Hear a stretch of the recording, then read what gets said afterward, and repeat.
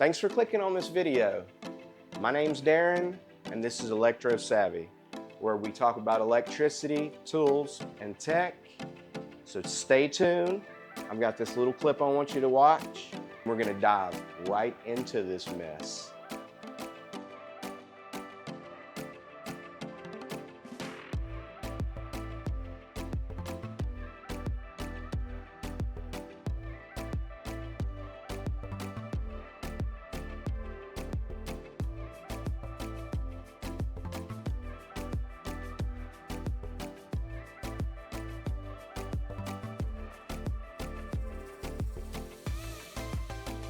And I've come across some crazy things in my time, but I've never come across what I've seen in this particular residential home. I'm gonna go over something that really dangerous. Something that I found that was shocking the homeowners and also causing hundreds of earthworms to crawl onto their carport.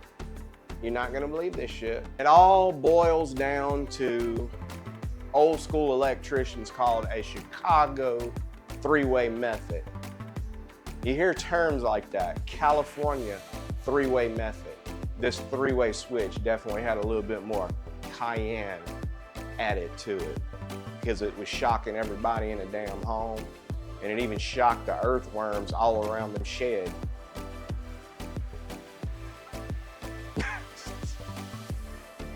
Boy, boy, boy, these Cajuns down here. I don't even want to talk about. A long story short, I was called to a home. The homeowner said, hey, I think something is energizing our tin shed. My kid has gotten shot several times and he keeps telling me, I go and touch it, but I don't feel anything. Can you come and take a look at it? And my first thought was she probably walked out there with her tennis shoes on, or shoes, and that kid was playing barefooted. When I asked him, was he wearing shoes? He said no. So right then and there, I was thinking, there's a hot that's come in contact with this tin shed. And it's an old house, so no ground. The house didn't even have a ground rod. I said, all right. And she said, it only shocks them when the light is off. And I said, when the light is turned off, it shocks? She goes, yeah. I've got two switches that operates that light. I got one here in the house, and there's one on the carport. You can flip it in both directions, and it will control the light. And I said, huh. She goes, and I usually just leave it on. For years, we had a motion detector, and it just stayed on. And I didn't bother, but we changed that motion detector because it went out, and we've been having problems ever since. And every time I turn the switch off in the morning when I go to my car, there are thousands of earthworms. And I think she was kind of over exaggerating. I really do believe it was hundreds because she showed me the pictures. I wish I had the pictures to show you how many earthworms was on the ground. And I started thinking, I walked around the shed, and sure enough, there's ant beds that are built right on the edge of the tin, where the tin goes down onto the footing of the slab, kind of overlap the concrete slab. They had ant beds, old ant beds built up all the way over the tin. Some of it was rusted, but it was definitely coming in contact with the ground. And I said, huh, that's something. So what we come to find out was it was a Chicago wired three-way. If you know anything about a Chicago term, a Chicago three-way, it's pretty damn crazy, and it's not the best method at all. Knowing that when you turn the light off, that light fixture is still sitting there with a hot. It's different than the way we do it now. So when you turn a switch off, it's no longer sending power up to the light. Well, the way that this is wired, it has two hots. That neutral, that's how it actually shuts off, is the neutral drops out and there's another hot sitting up there. So it's actually two hots. You got the center, the center prong in the light socket is hot, and the outer chassis ground is hot. And when you have two hots of the same power, well, guess what happens? The light goes off. It doesn't have a ground. It's just two hots from the same breaker, from the same circuit. It no longer has a ground, so it cannot complete the circuit. And that's how they turn the lights off. But these newer homes, you know, they have grounds and they have neutrals. And when you have a mixed match of old and new in a house, that to me is when things start getting dangerous.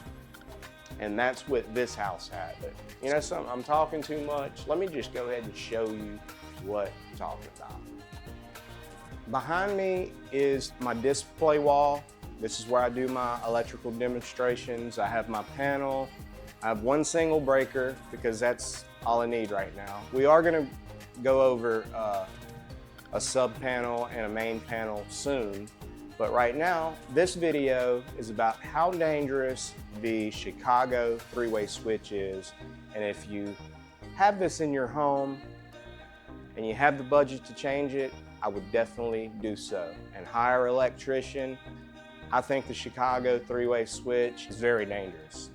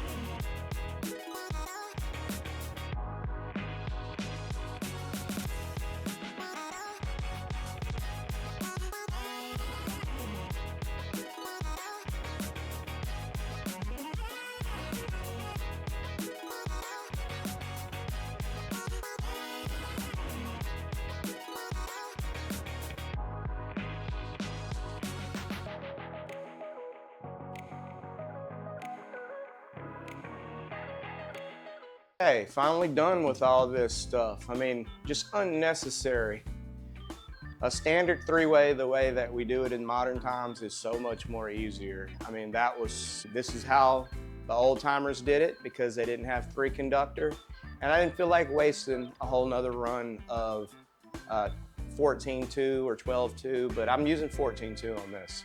But anyway, we're gonna go ahead and turn my test panel breaker on. That's a good sign. It didn't trip.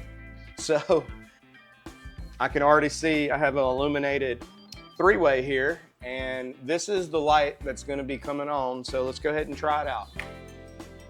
What do you know? All that crap, and it actually worked. You know, at the end of the day, it's still a three-way. It's just so strange the way they thought about wiring a three-way. But I'm not done yet. There's something I wanted to show you, and this was the most important part of this video. And this is why I think a Chicago three-way is unsafe. I've worked up a sweat. I mean, it is hot right now. I'm gonna pan this to this light just like this. And the next thing I'm gonna do, I'm gonna lock this down. Let me center that. I'm gonna lock it down. And I am gonna turn off the switch. I'm gonna turn off the light. I'm gonna go get my meter right quick. Undo this light bulb. And I am gonna take my meter put it on volts, and I'm gonna wrap this around. This is an extension cord from a different, plugged in a different circuit, and I'm gonna still the ground. This is what I want you to see. Okay, so I'm gonna put this in the ground, and I want you to see this meter. I'm reading hot on the outside. That is supposed to be the ground side. Look at those voltages, 170. In the center, 170. So when you wire a Chicago style three-way like this, when the light bulb, when you turn the switch and the light is off, it actually replaces the neutral with a hot.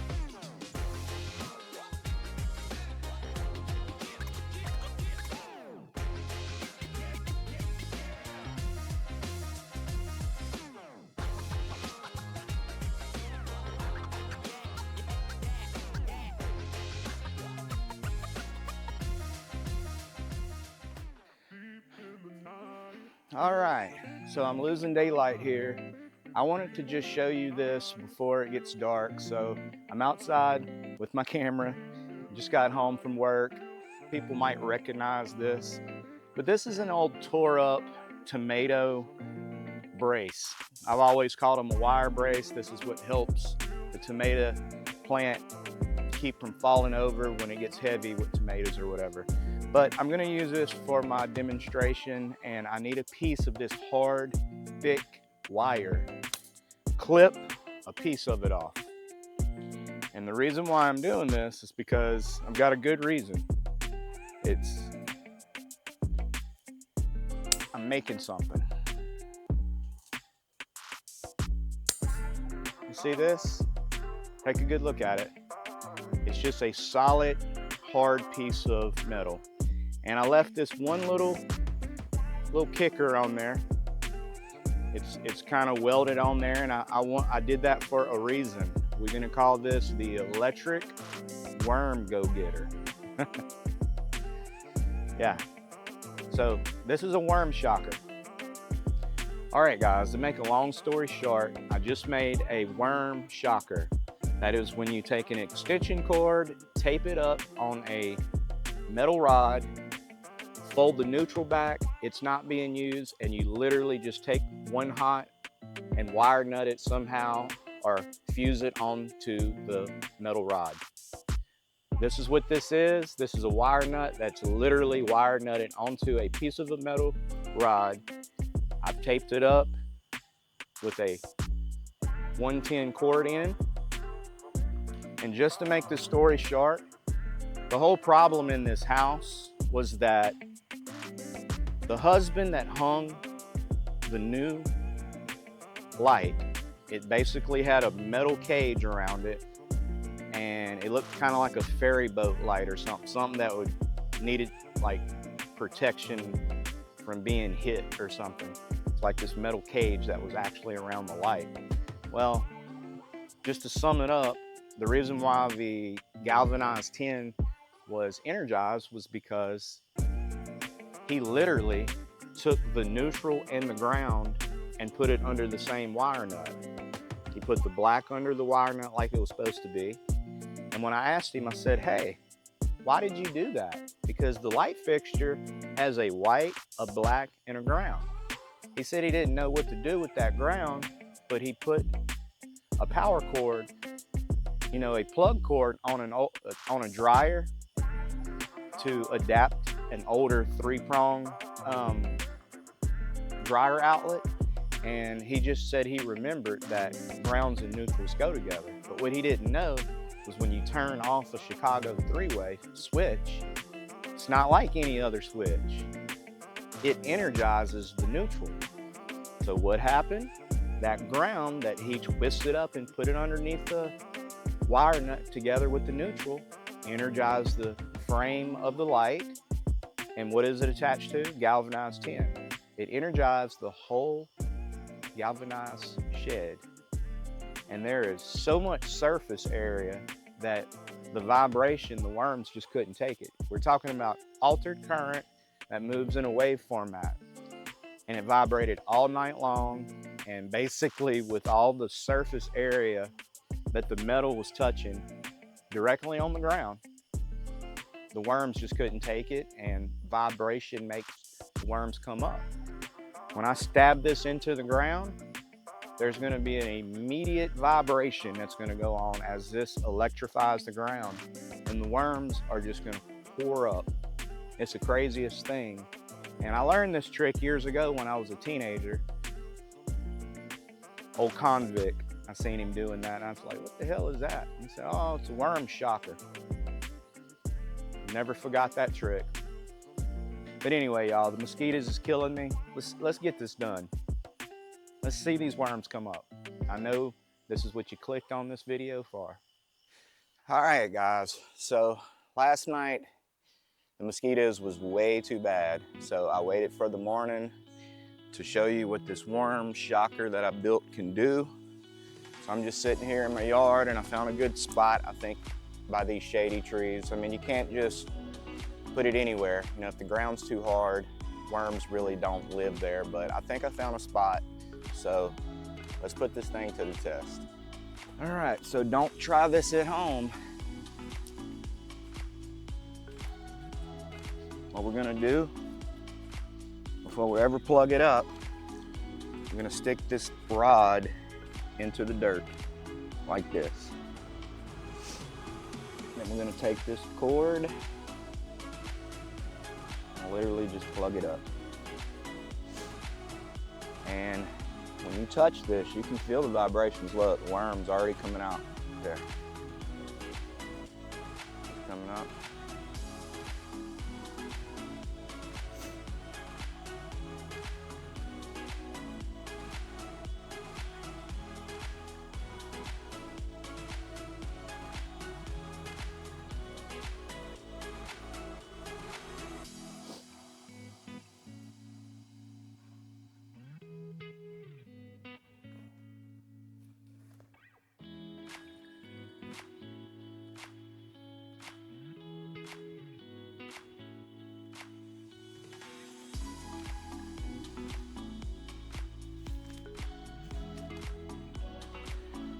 Right there.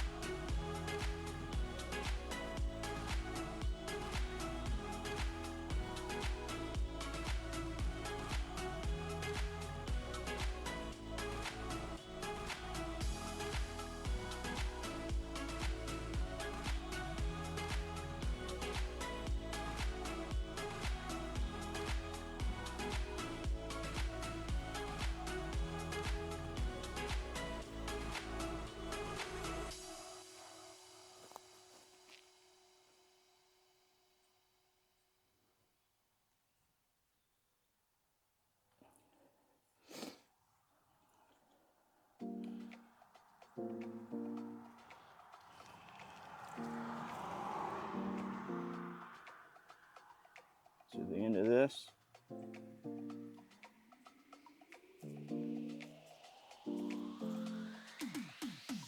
All right, guys, so how much for the worm shocker there? It's hot as hell, and I've got to get ready to go to work, but I just wanted to show y'all that clip just to show you exactly what was going on when that building was being energized. Such a small diameter, you could imagine the surface of a big shed, a big tin shed that was completely energized. It was probably driving them nuts. Like I said, this was for educational purposes only. You know, don't try this at home. You know, it's a pretty shady rig. I've made them really good at one point where it had a push button bumper switch, spring loaded, where it didn't just have constant flow. But as you drive this into the dirt, you can feel that altered current vibrate. It literally vibrates this rod. You know, those worms just can't stand it. They just pop up from the ground. Just imagine if I found a really good worm habitat where it's nice and mulchy, probably under some pine trees or something like that, where the substrate was loose. But my name's Darren, this is Electro Savvy. It's hot as hell, but I'll see you in the next video. Thank you for watching.